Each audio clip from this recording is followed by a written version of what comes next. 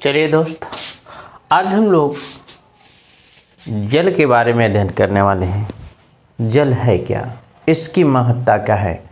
हमारा टॉपिक है वाटर ए precious resource. Resource माने होता है संसाधन और प्रीशियस माने बहुमूल्य।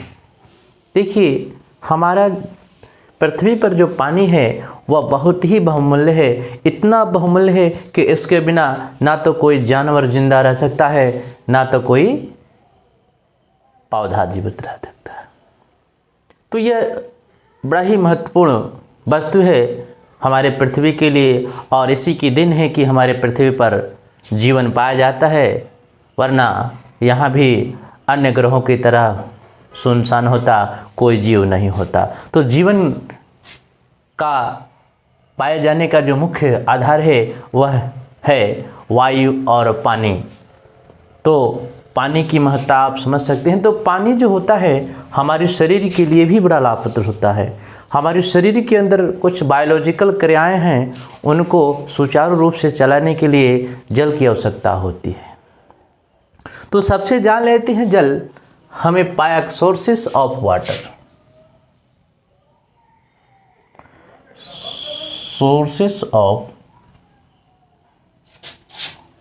सोर्सेस ऑफ वाटर, पानी के स्रोत। देखिएगा, हमारे पृथ्वी पर पानी के दो ही स्रोत हैं। पहला सरफेस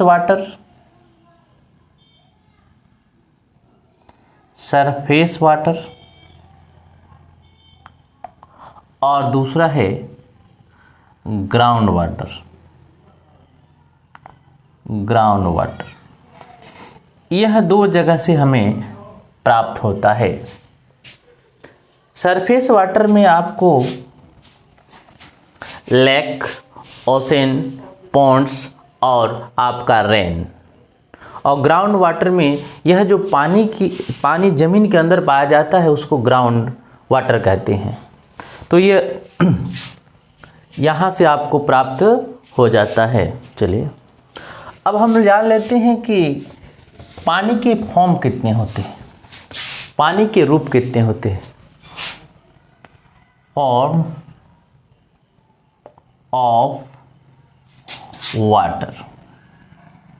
देखिएगा, पानी तीन अवस्था में पाई जाती है। Water exist in 3 states. कितने में पाई जाती है भाई? वाटर की 3 अवस्था होती है। देख लेते हैं कौन कौन सी होती है। पहली जो अवस्था उसकी है उसको कहते हैं सॉलिड। क्या कहते हैं? सॉलिड, ठोस। दूसरी जो अवस्था है उसको कहते हैं लिक्विड। क्या है? लिक्विड, तरल। और तीसरी जो अवस्था है वह है गैस। क्या है? गैस। तो ये 3 अवस्था में पानी भाई पाया जाता है। देखिए, यह जो सॉलिड है, सॉलिड रूप इसका आइस है, बर्फ के रूप में पाया जाता है। लिक्विड अवस्था है वह है आपका पानी, वाटर। और यह जो है गैसियस फॉर्म में स्टीम।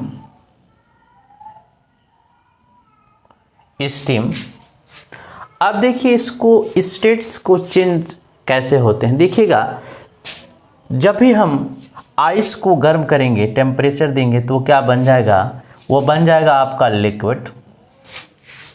लगभग 100 डिग्री टेम्परेचर से ऊपर गर्म करते हैं, 100 डिग्री तक, तो ये क्या बन जाएगा भाई? तो ये गैसियस फॉर्म में बन जाएगा। तो ये टेम्परेचर के हिसाब से ये क्या होगा? चेंज होता रहता है। तो ये इसके फॉर्म हो गए। ये कहाँ से पाए जाते हैं, ये कितने इसके रूप होते हैं। उसके बाद हम लोग जानते हैं वाटर साइकिल।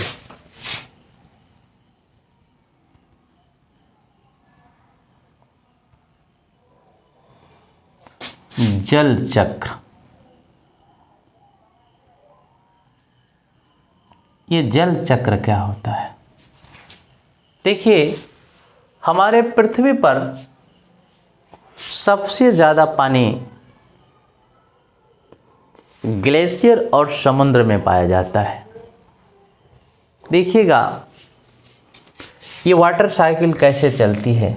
चलिए मान लेते हैं ये पानी है। क्या है? पानी है। पानी गर्म होगा और जब पानी, अब मान लीजिए सूर्य का टेम्परेचर इस पानी पर पड़ेगा और पानी क्या होगा, स्टीम बन के ऊपर उड़ेगा। क्या बनेगा भाई? इसको कहते हैं इवापोरेशन। क्या कहते हैं? इवापोरेशन।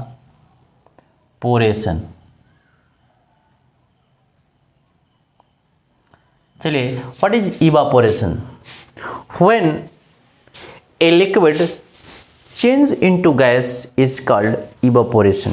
जब यह लिक्विड गैस में परिणत होता है तो वही क्या कहलाता है? वाष्पीकरण कहलाता है। अब जब ये वाष्पीकरण होकर ऊपर जाता है तो ये करता है कि अभी क्लाउड का फॉर्मेशन करता है। क्या बनाता है? ये क्लाउड। क्लाउड मतलब बादल।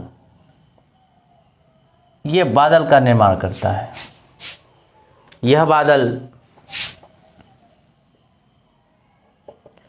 जब इसमें कंडेंसेशन की प्रक्रिया होती है। कौन सी प्रक्रिया? कंडेंसेशन। दोस्त चलिए जानते हैं कंडेंसेशन। देखिएगा, इवापोरेशन बादल का निर्माण होने के बाद यह जो बादल होता है, यह इसके बाद एक कंडेंसेशन की प्रक्रिया होती है जिसे शीतलन कहते हैं। यह प्रक्रिया क्या है? When water vapours change into liquid. ये क्या होता है? जब जलवाष्प पानी में चेंज हो जाता है, लिक्विड में चेंज हो जाता है तो उस प्रक्रिया को कंडेंसेशन कहते हैं। अब देखिए कंडेंसेशन के बाद क्या होता है?